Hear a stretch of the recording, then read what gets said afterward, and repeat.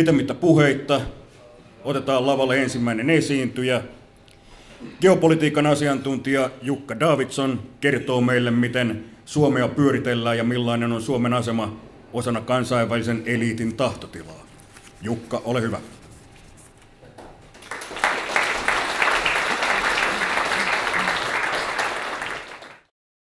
Joo, eli mun nimeni on Jukka Davidson ja mä ajattelin aloittaa tämän vähän laajemmalla perspektiivillä tämän keskustelun, en pelkästään meneillään olevaa tilannetta ja ristiriitaa, jotka siihen liittyy, vaan vähän peruutetaan taaksepäin historiassa ja katsotaan vähän, että mitä Suomessa on tapahtunut ja miksi ja mahdollisesti, että mihin tässä ollaan niin kuin menossa. Mä myöskin haluan todellakin kiittää sekä Harria että paikan omistajaa rohkeita tekoja yrittäjinä, mutta toisaalta nyt jos ei jotain tehdä, niin Suomessa ei kohta enää ole yrittäjiä, että siinä mielessä tietysti niin voidaan se tuska keskenään myöskin jakaa. Mun tausta aika pitkälti, mä oon taloustieteilijä koulutukseltaan, mä oon tutkinut 90-luvun pankkikriisin Aasta Ö:hön, kirjoittanut siitä melkein 1000 sivun kirjan ja Isänmaan ryöstäjät nimellä ja tunnen sen, mutta myöskin sitten jatkanut Uppsalan yliopistossa 2006-2008 tämän tematiikan eteenpäin viemistä ja kun alun perin kuvittelin, että pankkikriisi ratkaistaan muutaman poliitikon hölmöilynä, mutta sitten huomasinkin, että tässä tänä päivänä jo yritetään koko maailmaa niin taputella vähän toiseen malliin ja pankkikriisi on sen Suomen alkupiste tietyllä tavalla. Aloitetaan ensiksi tietyistä megatrendeistä, jotka silloin kun Urho Kekkosen pää kaatui ja meille tuli uusi presidentti ja erityisesti kun Harri Holkeri otti ohjat käsiin kokoomuksen puheenjohtajana 80-luvun lopulla, siitä on noin 28 vuotta aikaa, niin meillä oli ensimmäinen merkittävä asia, joka oli globalisaatio. Ja palataan siihen tuota pikaa, mutta se oli tämmöinen iso. Kukaan ei tajunnut, mitä sillä tarkoitetaan ja mikä sen merkitys tulee olemaan. Vähän sen jälkeen 1991 Yhdysvalloissa isä Bush julkisti uuden maailmanjärjestyksen aloittamisen tarkalleen melkein minuutilleen 10 vuotta aikaisemmin, kun tornitalot pudotettiin 2001, eli 1991, niin alkoi tällainen megatrendi meuhkaamaan myöskin Suomessa. Maailman eliitti luuli saaneensa myöskin Venäjän taskuun. 2006 olen itselleni antanut ymmärtää, niin huomattiin länsimaissa, että heidän presidentti, heidän hallintonsa ei olekaan taskussa, vaan he pelaavat oman isänmaansa etua ja ajavat sen etuja. Pidetään siitä tai ei, mutta näin vaan on ollut. Ja siitä alkoi iso taistelu siitä, kuka hallitsee maailman finanssijärjestelmää. Ja sen laineet näkyy tänä päivänä. Eli meillä on Ukrainaa, meillä on kaikkea tämän näköistä maailmassa, ja tämä kaikki fokusoituu sekä näihin kaikkiin megatrendeihin, mutta erityisesti maailman finanssijärjestelmän hallinnan taistelusta.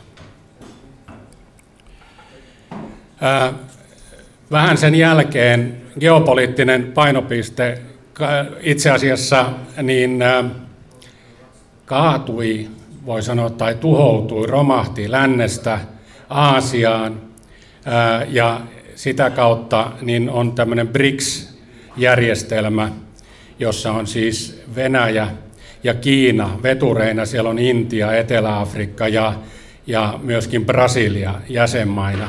He on perustanut Maailmanpankin ja IMF:n vastineet Aasiaan ja ovat näin kertoneet länsimaille, että he on valmiit taistelemaan siitä, kuka maailman finanssijärjestelmää hallitsee.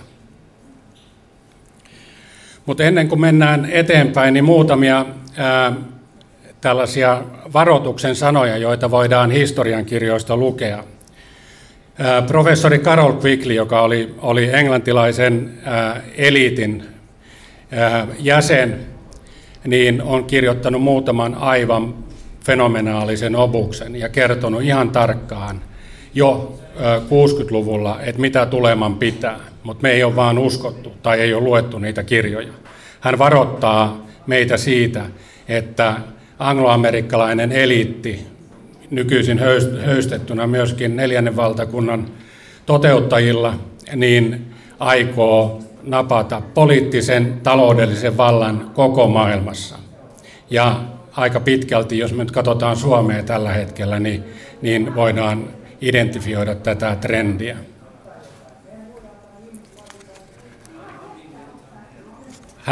Carroll Quigley myöskin varoitti meitä, että jos joku valtio oikeasti haluaa pitää omaa puoltaan, niin näissä megatrendeissä ei saa olla mukana. Eli pitäkää huolta asioistanne, tehkää omat päätökset, pitäkää hallinto itsellänne. Vastaavia muita tutkijoita maailmalta löytyy, ja mä luen yhden suoran otteen. Amerikkalainen taloustieteilijä David Korten kirjoitti 90-luvulla mahtavia 3-4 kirjaa, jatkanut edelleen sitä tutkintauraansa ja julkaissut lisää kirjoja, mutta hän kirjoitti näissä 90-luvun kirjoissa seuraavasti. 1980-luvulla kapitalismi kukisti kommunismin, joka tietysti tiedetään. 90-luvulla se kukisti demokratian ja markkinatalouden. Ja ei liene kysymystä, etteikö sekin nähtäisi tänä päivänä Suomessa. Nykymeno johtaa lähes varmuudella taloudelliseen, sosiaaliseen ja ekologiseen katastrofiin. No, onko joku, joka ei näe näitä merkkejä tällä hetkellä ympäristössämme? Palataan globalisaatioon. Meille kerrottiin, että globalisaatio on vapaata liikkumista ja saadaan mennä työpaikkojen perässä, minne halutaan. Meillä on yksi valuutta ja meillä on kaikkea kivaa ja me vaurastutaan ja kaikkea todella mukavaa tästä seuraa. Mä oon tavannut puolustusvoimien tiedustelupäällikön, kun hän oli mun merisotakoulun kouluttaja, niin 2007, ja tuolloin mä sanoin, että globalisaatiota ei saa missään nimessä laittaa taloustieteelliseen kontekstiin, vaan se nimenomaan on militaarien sotilaiden asia. Ja varoitin häntä siitä, että globalisaatio on väline tai ajatus siitä, että jokin alue, maa, valtio, mikä tahansa, annetaan jonkun ulkopuolisen vallattavaksi ilman minkäänlaista ammusta ammuttuna tai pommia räjäytettynä. Ja tämä tosiasiallisesti on jo tapahtunut ja se on edelleen menossa. Eli globalisaatio oli Trojan hevonen, joka saatiin myytyä ja maasutettua Suomen poliittiselle johdolle. Suomen poliittinen johto on sitten Harri Holkerin hallituksen niin jakautunut hallitusvastuussa seuraavasti. Kokoomus on ollut, siis nyt mä määrittelen tämän niin, että kun meillä on ollut aina 2 suurta puoluetta hallitusvastuussa, joka on jakaneet esimerkiksi nyt on kokoomus ja kepu, niin ne kumpikin silloin jakaa samaan aikaan hallitusvastuuta. Nämä prosenttiluvut on seuraavat. Eli kokoomus on ollut sitten vuoden 1987 86% hallitusvastuussa. Eli siis tämän valtikunnan taloudesta ja menestyksessä vastuussa. Kepu 43%, demarit 71%, RKP 100%, vihreät 57%, vasemmistoliitto 43% ja kristilliset 29%. Ja missä kunnossa on Suomi? Kun nämä ukot aikanaan aloitti, Suomella oli noin 9 miljardia euroa velkaa valtiolla. Meillä on nyt 100 miljardia velkaa, noin 12-kertainen velkamäärä. Me ollaan yksi kaikkein huonoimmin menestyviä valtioita. Meidän ostovoima on EU-alueen heikoimpia, meidän kansallinen hintataso on kalleimpia. Eli tämä meno ei todellakaan tule päätymään hyvin. Ja erityisen iso ongelma on se, että tästä maasta on päästetty karkaamaan se iso teollinen tuotannollinen osuus, joka meillä joskus on ollut, joka on kovalla työllä tänne rakennettu. Sitä ei enää ole. Eli meillä ei ole pohjaa, mistä ponnistaa. Me ollaan nyt kuunneltu tässä, kun tämä viimeinen hallitus on ollut mukana kuvioissa, niin meillä pitäisi tehdä tuottavuushyppyjä ja meidän perälauta vuotaa. Eli toisin sanoen budjetin kulupuoli on suurempi kuin menopuoli. Kuinka moni teistä on käynyt katsomassa, että tämä on totta? Minä en ainakaan ole, ja mä en välttämättä sitä usko, että näin on. Ja nyt sitten, oletetaan niin, että näin olisikin asia, että tämä valtio tuhlaa tällä hetkellä enemmän kuin se tienaa. Niin seuraava kysymys on, että mitä kuluja sinne on tällä hetkellä ujutettu? Onko ne kaikki sellaisia, jotka sinne kuuluvat? Ja mun väite on, että ei ole. Eli siellä on niin paljon esimerkiksi Euroopan, EUn kuluja, jotka sinne ei oikeasti kuulu, ja Suomen valtio niitä vaan syystä tai toisesta sinne suorittaa. Myöskin pankkikriisin taustoilta 90-luvulta niin on rahavirtaa havaittavissa tästä kyseisestä kraanasta. 90-luvun pankkikriisi oli tuhovaikutukseltaan aivan mieletön. Yli 20% operatiivisista yrityksistä kohtasi konkurssin, itsemurhia, avioeroja, köyhyyttä, kaikkea. Tämä on se, mitä me oikeastaan nyt tällä hetkellä voimme havaita. Mutta se ei ole koko tarina. Pankkikriisi järjestettiin ulkomailta, se avustettiin Suomesta, Suomen poliittisen eliitin toimesta, ja sen todellinen luonne onkin ollut siinä, että saatiin ensisijaisesti tuhottua vallan kolmijako oppi tai tällainen tapa toimia. Eli siis toisin sanoen meidän 3 keskeistä orgaania, tuomiovalta, sitten eduskunnan lainsäädäntövalta ja hallintovalta niputettiin yksiin käsiin. Se on se ensimmäinen asia, joka tässä kyseisessä harjoituksessa tehtiin. Toinen keskeinen asia, mikä tässä tapahtui silloin meidän tietämättä, on se, että kansainvälinen eliitti ujutti tänne oman hallintajärjestelmänsä sisälle Suomeen. Eli meillä on niin sanottu pyöreän pöydän systeemi, jossa meillä on numero 1, joka tulee talouselämän puolelta, ja sitten hallitus kuuntelee tältä kyseiseltä ykköseltä, että miten sukset suhisee tänään ja mihin suuntaan ollaan menossa. Ja ne ottaa käskyt vastaan sieltä, ja lojaalius on vanhoin konstein niin taattu.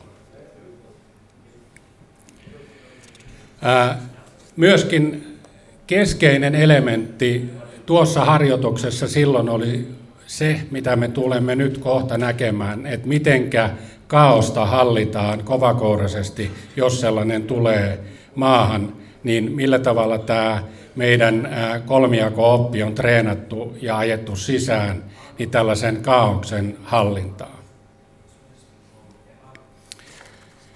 Me ollaan siis kuultu viime aikoina, että presidentti ainakin on kertonut, että me olemme puolemme valinneet, eli se on länsi. Onko kukaan miettinyt, mikä tämä länsi on? Se on siis osakeyhtiö, joka käyttää nimeä Yhdysvallat. Eli korostan, että se on osakeyhtiö. Sen osakeyhtiön osakkeet omistaa Vatikaani, eli katolinen kirkko. Eli se on meidän ykköspartneri tällä hetkellä. Meidän toinen partneri on Euroopan yhteisö, ei siis union, vaan sehän on harhanimi, se on JIPPO, Euroopan yhteisö on, ja sen taustalla häärii sitten sama porukka uusine virsineen, jotka aikanaan oli 3. valtakuntaa kokoamassa. Nyt he kokoavat 4. Ja EUn struktuuri on sen mukainen, mitä silloin aikanaan on suunniteltu. Ja 3. on tietysti NATO. Mitä nyt tällä hetkellä sitten meillä on menossa Suomessa? Me on menetetty vallan kolmijakooppi jo. Se on pois käsistä. Se on yksissä käsissä tällä hetkellä ja sitä ohjaa ja käskee ulkomaiset tahot. Me on menetetty itsenäisyys, tosiasiallisesti lippu. Me on menetetty raha. Ja mitä meillä on enää jäljellä? Puolustusvoimat, jota integroidaan tällä hetkellä NATOon. Ja sitten meillä on kulttuuri. Muuta tästä maasta ei ole sitten juurikaan enää jäljellä. Sitten otetaan tämä viime aikoina polttava keskustelu siitä, että mitä nyt Suomessa on meneillään. Onko meneillään pakolaiskysymys vai invaasio? Ja mä otan muutaman faktan siitä esiin. Ensinnäkin me tiedämme sen, että meidän liittolaisemme, läntinen liittolainen sekä EUn keskeiset toimijat että osakeyhtiö Yhdysvallat ja NATO, kaikki ovat jo 90-luvulta koonneet sellaista palapeliä, sotapeliä kasaan Lähi-idässä, josta on helppo aloittaa tällainen massojen vyörytys. Vuonna 1998 Harvardin yliopistossa esiteltiin ja julkistettiin tutkimus siitä, mitenkä suuria ihmismassoja voidaan käyttää sodan välineenä, tai tämmöisenä, voisiko sanoa nyt aseena, joko rauhan aikana tai sodan aikana. Se on kaikkien luettavissa ja löydettävissä. Me tiedetään, että terrorismin vastainen sota ja 9.11. tornitalojen pudotus, ne on feikkiä ja ne tulee mitä todennäköisimmin tuota pikaa myöskin löytämään todelliset taustansa. Eli kuka teki, mitä teki ja miksi tehtiin, niin nämä löytyy. Terrorismin vastainen sota on ihan samantyyppinen asia kuin globalisaatio, ei enempää eikä vähempää. Me tiedetään demografia, minkä tyyppinen ihmisvirta on tullut tuolta Lähi-idästä Eurooppaan. Me tiedetään myöskin EUn turvallisuusviranomaisten kuin myöskin englantilaisten, saksalaisten, ranskalaisten, espanjalaisten tiedustelutiedot siitä, että minkälaisia aseistuksia heillä on käsissään ja minkälaiset suunnitelmat heillä on olemassa. Mä en väitä, että kaikki on tätä, mutta siellä porukassa sisällä siinä massassa on tahoja, joilla on jotain meneillään ja mielessään. Me myöskin tiedetään se, että Tony Blair keskusteli helmikuussa 2011 Gaddafin kanssa Libyaan ja kyseli, että mitä teillä on siellä menossa. Ja Gaddafi kertoi tuolloin Blairille, että täällä on porukka, jotka aikoo ottaa Välimeren haltuunsa myös sen laivaliikenteen ja hallita sitä tämän jälkeen. Että se täällä on menossa. No sitten lopuksi, mitä tälle sitten on tehtävissä? Mä en usko, että on ainoastaan yksi asia, mitä me kansalaiset voidaan nyt tehdä. Me ollaan menetetty hallinta, eli meidän poliitikot on ulkomaisten tahojen taskussa. Ja nyt kysymys on se, että halutaanko me todellakin pitää tämä maa itsellämme. Ja se voidaan ainoastaan tehdä sitä kautta, että meiltä löytyy ensiksi 100 000, sitten 500 000, sitten 1 miljoona ja sitten 2 miljoonaa samanmielistä ihmistä, jotka netin tai jonkun muun kautta kertoo, että tämä ei enää käy. Tämä ei yksinkertaisesti, tämä on nyt loputtava. Tähän ei riitä rajat kiinni, eikä tähän riitä EUsta irtoaminen, niitä me ei saada tapahtua. Mitä meidän pitää siis saada tapahtua? Meidän pitää saada lopetettua 4 puoluetta rikollisorganisaatioina ja sitten pistettyä muutama ukko linnaan. Sitten alkaa tapahtua. Sen mä takaan, että sitten alkaa Suomessa tapahtua oikeneminen. Ja vain ja ainoastaan silloin, kun kansa on ottanut takaisin tämän käsinsä tämän oman hallinnon. Sille, mille se perustuslaki on sen antanut. Kiitoksia.